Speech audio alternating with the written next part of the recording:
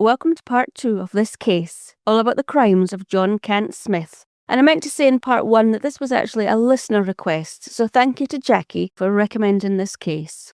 Okay, so back to John Cant Smith. Here's just a little recap from part 1. He was sentenced in 1983 to life imprisonment, to serve 12 years before being considered for parole, and he tried to abduct Dr. Smith in February 2006, 26 years after the atrocious rape and murder.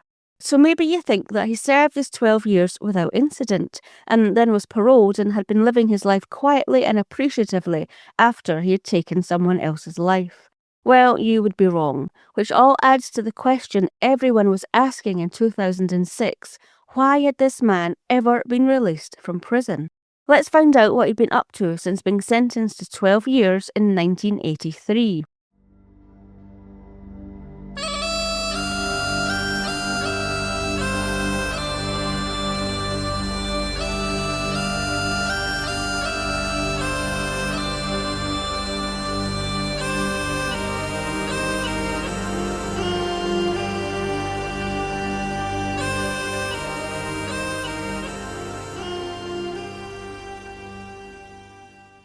Well, in April 1987, less than 4 years after being found guilty of murder and rape, John Cant Smith found himself at court again, this time in Inverness Sheriff Court, charged with assaulting 2 prison officers. According to the Scotsman, on the 2nd of April 1987, he was accused of throwing the contents of a chamber pot over one prison officer at Peterhead Prison and of punching a senior prison officer because they wouldn't let him continue his exercise period indoors after he had returned early from his outdoor stint, with the officer requiring 2 stitches to an eye wound. John Cant Smith said, though, that the prison officer had been struck by another prison officer when he had tried to hit John Smith, but he'd missed. He went on to say that feelings had been running high in the prison due to a number of prisoners being involved in a dirty protest. He was found guilty, though, and sentenced to a further 9 months, again to run concurrently with his original sentence, which I never understand why they do that. Sentences running concurrently doesn't add any time onto their sentence, so there's really no punishment being given. Maybe someone has a different point of view or an explanation as to why it's done that way. But this all sounds relatively tame, nothing really shocking. But what did shock me and tell me that there was more to this man than met the eye was the amount of security that was present while he was at the court. First off, everybody entering the court had to be searched, and during the proceedings, there were 8 police officers, 4 prison officers, and a dog handler present. That tells me that they were expecting trouble with John Cant Smith, meaning that he'd not been quietly doing his time in prison. But the prison officers of Peterhead Prison had no idea just how much trouble was to come their way very soon. It started on the 28th of September 1987, less than 5 months later, when another prisoner at Peterhead Prison stabbed prison officer Bill Florence in the leg and threw hot fat over him, and the pressure cooker that was Peterhead Prison at the time boiled over, leading to the 50 prisoners of D Wing taking over and taking 2 prison guards hostage. Jackie Stewart, who was 57, and Bill Florence, who had been stabbed and burnt.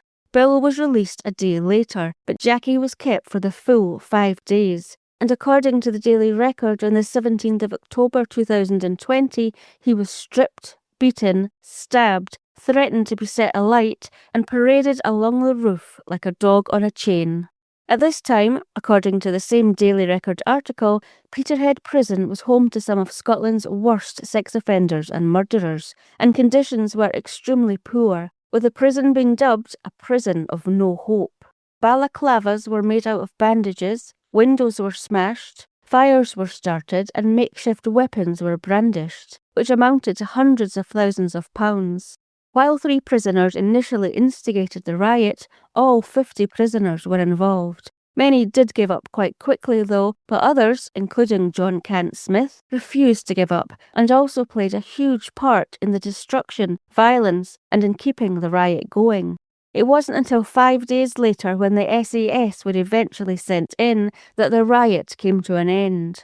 I vaguely remember watching this play out on TV. I would have been about 9, and it was frightening to watch. It felt quite unbelievable that something like this could happen, that prisoners could take over a prison. So anyway, one by one, the prisoners involved in the Peterhead Prison riot appeared at the High Court in Peterhead charged with their parts in the riot, including John Cant Smith, who, according to the Law Killer's book, made quite an eloquent plea at his trial, saying that he had taken desperate measures because of his desperate situation. Now, if you're interested, his whole plea is in the Law Killer's book, but I'm just going to summarise it here. Basically, he hated Peterhead Prison, said that it wasn't fit for purpose, that it made him anxious, and that he felt like he was living in desolation. He felt prison life should provide creative correction and training that would help them start a new life when they got released. But instead, Peterhead Prison is geared to use the men as labour, punish them if necessary, and disregard their inner spirits as of no consequence. He continued by saying that, in his opinion, the physical and mental brutality that exists in Peterhead Prison can only be resolved with rehabilitation, and that, if the prison authorities insist on treating prisoners like animals, then prisoners will naturally continue to act like animals. He felt that describing prisoners like himself as incurable psychopaths was just an excuse, and that all prisoners should be given a chance. And that because this way of thinking was not present in Peterhead Prison, that was why he felt he had no choice but to participate in the riots, to get that message across.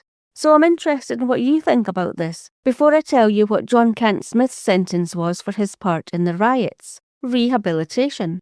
So my first thought about John Cant Smith specifically being rehabilitated and released into the world, and feeling that he deserves that chance, is why the hell should you? You didn't give your victims a chance. You broke into their home and murdered and violated them while they slept. Why should you be given a second chance when the mother you murdered never will have that chance, and the damage you did to the 21-year-old daughter is unimaginable? Why does he deserve rehabilitation and to be released into the world to live his life? That's my first thought. But if I take emotion out of it, which is hard, I do understand that for some crimes and criminals, they do deserve a second chance. They can and should be rehabilitated so they can come out of prison and learn to live a better life. However, no matter how hard I try and think impartially about murderers or rapists when given a second chance, I just keep coming back to the fact that their victims haven't been given that chance. Either they have been murdered or their lives so deeply affected that they will never be the same again.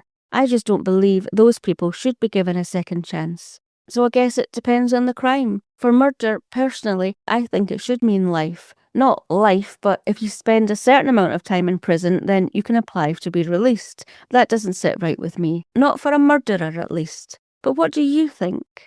Anyway, so the judge at the Peterhead riot trial sentenced John Cant Smith to 10 years. 10 years. The reason that shocked me is because he received 12 years for murder. There's something just not right there. The judge went on to say that he wanted this 10-year sentence to be taken into account when John Cant Smith's life sentence and eventual release was being considered. So, in 1983, John Cant Smith was sentenced to 12 years for murder and 7 years for rape to run concurrently. Then he was sentenced to 10 years in 1987. I'm not sure if that was to run concurrently too or not, it doesn't say, but I'm guessing maybe not, as John Cant Smith wasn't released until October 2002. That's 19 years in total he spent in prison, where apparently he found God. So he played the game so he would be released, as according to the Law Killer's book, police officers and social workers who knew him doubted his conversion and considered his newfound faith to be little more than a ploy to obtain his freedom. Which annoyed me a little bit. Here they are doubting what this man's saying, but then he's set free from prison to basically see what he'll do next. It's just a big game of chance whether he kills again or not. Sorry, I'm getting right onto my soapbox today. So John Cant Smith is released in October 2002. What I want to say is he lived a quiet life and kept out of trouble, and the first time we heard anything about him was when he tried to abduct Dr. Frances Smith in 2006. Sadly, though, that wasn't the case. Upon being released from prison in October 2002, John Cant Smith went to live in Aberdeen, and 6 months after being released, in April 2003, he decided to go to a Saturday night dance in Stonehaven near Aberdeen. At this dance, he met and befriended 49-year-old Annette Brown. The pair had a few dances, a couple of drinks, and chatted away. At the end of the night, Annette agreed for John Cant Smith to walk her home, inviting him in for a cup of coffee when they got there. It's not known why, but Annette quickly became uneasy with having him in her home, which she shared with her young daughter, and so she asked him to leave, which he reluctantly did. But it didn't end there. A few days later, in the early hours of the morning, sound familiar? John Cant Smith was back at Annette's cottage again, this time slowly walking around the cottage and looking in windows. He was spotted by Annette's daughter when she had got up for a glass of water from the kitchen about 1 a.m, and she saw the man who had been at her house a few nights prior with her mum slowly walking up their garden path. She immediately ducked out of sight and watched in horror as he approached the outside kitchen door and began to turn the handle. She prayed that they'd locked it before they went to bed. Thankfully they had, and the man turned and continued to walk around the house, peering in the windows. The teenage girl ran quickly to her mother's room, and the pair huddled together, terrified, until thankfully John Cant Smith either changed his mind or just couldn't find a way into the cottage, walked slowly back down the garden path and away from the house. The pair immediately called the police, and John Cant Smith was arrested, being found still quite near the cottage. Now this next bit sent a chill down my spine. When John Cant Smith was taken to the police station, he asked if he could go to the toilet, which the police agreed. Now, from watching these fly-on-the-wall police programmes about what police do when they take people into custody, I can't think why they didn't ask him to remove everything he had in his pockets before letting him go to the toilet, but for whatever reason, they didn't. However, after John Cant Smith had been to the toilet, police officers went in and checked it, and they found in the toilet cistern a knife and a packet of condoms. That is terrifying, that he was at a mother and daughter's home, obviously thinking of breaking in, and that he had a knife and condoms with him. That is just too similar to what happened back in 1983 and could have ended a completely different way. This man clearly had not found God or been rehabilitated. So again, why was John Cant Smith ever released from prison? Now what it says next in the Law Killers book just shocks me. Apparently, upon the police finding the knife and condoms, it raised questions in their minds, but with nothing to go on, police dismissed the find as just the actions of an anxious man brought in for minor offences. They dismissed the find after this man had been prowling around a mother and daughter's cottage in the early hours of the morning. Now, in the Law Killers book, it implies that neither the police or the judge, when John Cant Smith appeared in court for the minor charge of conducting himself in a disorderly manner and causing alarm, distress and annoyance, were aware of John Cant Smith's violent background and life sentence, which would appear to be the case, as the judge sentenced him to 3 months in prison, which he apparently did and was let out of prison again. So, from being arrested, appearing in court, going to prison again for 3 months for a crime that presumably would go against the terms of being released on a life sentence, and being released back into the unsuspecting community again, nobody figured out that this John Cant Smith was the John Cant Smith who was a murderer and rapist, which appears to be what happened, as the next time we hear about him is when he attempted to abduct Dr. Frances Smith in February 2006, less than 3 years later. However, I have to question the fact about the police and judge possibly not knowing about John Cant Smith's background in 2003 in Aberdeen, when he was charged and found guilty of conducting himself in a disorderly manner, as, according to an article in the Daily Record in June 2006, Annette said that the police made me aware of what he'd already been convicted of, and so I'm really concerned about what happened after the incident involving me. It's absolutely shocking. So that to me implies that the police and judge were aware of John Cant Smith's background when they charged and sentenced him.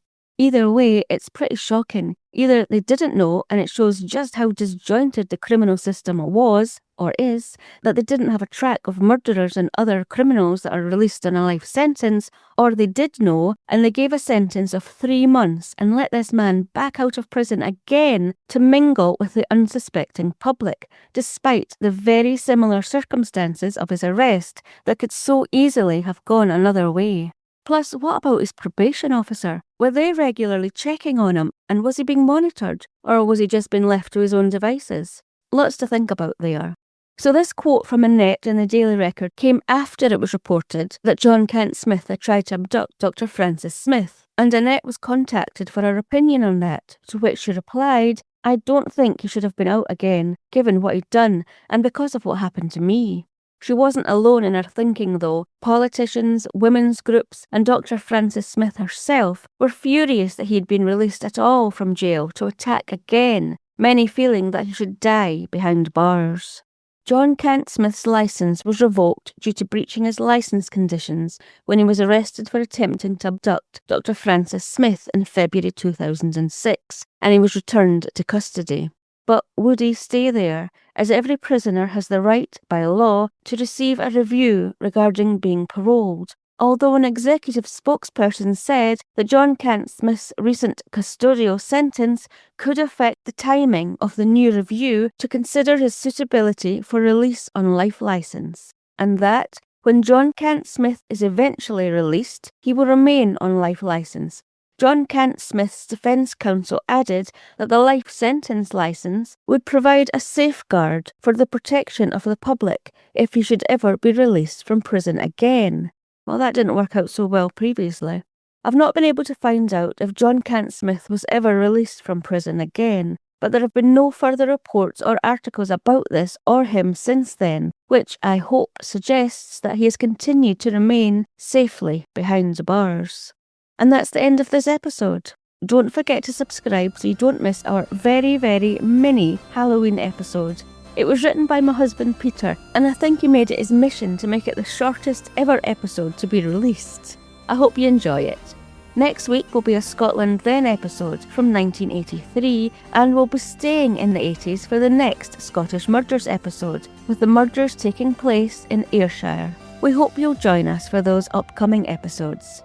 So until next time, I've been your host, Dawn.